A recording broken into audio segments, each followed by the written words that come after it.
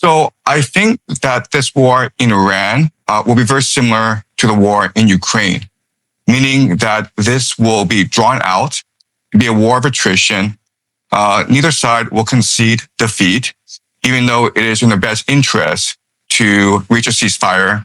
And this will have dramatic consequences on the global economy. And this war could drag on for years and years. Already we're seeing major repercussions on the global economy in that flights are being canceled. In Southeast Asia, they ran out of fuel, so they're asking people to stay at home. And in a few more months, experts are predicting a food shortage, meaning that nations will be forced into food rationing. And today, there's a major escalation in that the Israelis struck the largest gas field in Iran, and Iran retaliated by attacking energy infrastructure of the GCC. And Iran has stated that its purpose, its goal, its strategy is to move oil to $200 a barrel, which will have a really significant impact on the global economy because the entire global economy is based on access to cheap energy. So unfortunately, I think that we can expect this war to drag on for years and years. Eventually, America will send in ground troops. Eventually, the Strait of Hormuz will be contested. Eventually, this will spread all across the world. Eventually, other nations will be drawn in. So Saudi Arabia is thinking about declaring war on Iran. And Saudi Arabia has a mutual defense pact with Pakistan. So Pakistan will be drawn into this war. So things are spiraling out of control. And just recently, Ali Larijani, who is the de facto head of the Iranian war effort, was assassinated.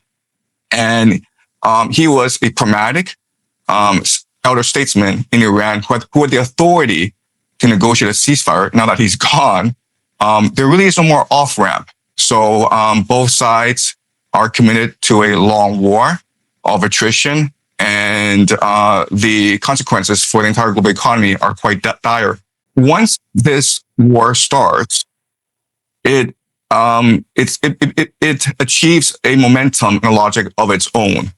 So the United States doesn't really have an off-ramp, meaning that if it tries to negotiate a ceasefire with Iran, Iran would ask for reparations, about $1 trillion, basically.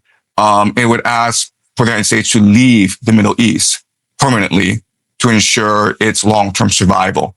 If the United States were to do that, then the GCC nations would collectively become client states of Iran, because only Iran can guarantee their safety, as well as use of the Strait of Hormuz.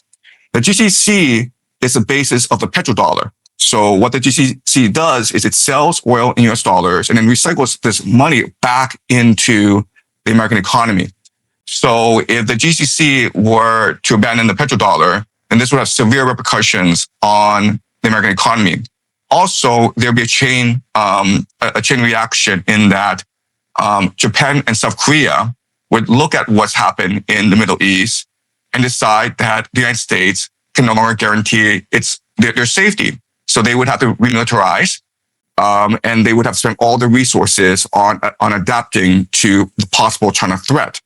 And then you have Europe, and then Europe would look at what happened in the GCC as well as in Southeast Asia, and they would be like, why are we fighting Russia? Wouldn't it be in our best interest to negotiate a peace treaty with Russia as soon as possible? What this would mean the collapse of the US dollar as a global reserve currency. Remember that America is sitting on $39 trillion in debt. And so the American economy is a Ponzi scheme that relies on foreign nations to continually buy US dollars. So the US economy would not be able to withstand essentially American withdrawal from the Middle East. So the Americans are stuck where they are right now, unfortunately.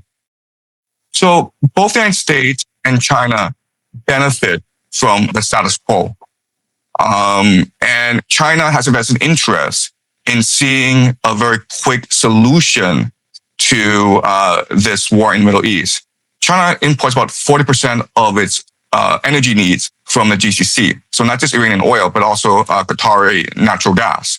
Right. So as you point out, China very much wants to see as soon as possible a ceasefire. Unfortunately, it is the nature of the Chinese government not to interfere in foreign affairs. China doesn't really have a geopolitical framework, a grand strategy. It really believes in global trade. And it doesn't really have a framework for how to resolve armed conflict. And so Chinese policymakers are really stuck. And in fact, Chinese policymakers have come out publicly saying that they would like the carnage, the violence in the Middle East to stop as soon as possible and for the Strait of Hormuz to open up. But unfortunately, as I pointed out previously, when a war starts, it achieves a momentum and a logic of its own. And it's very hard to stop a war once it starts.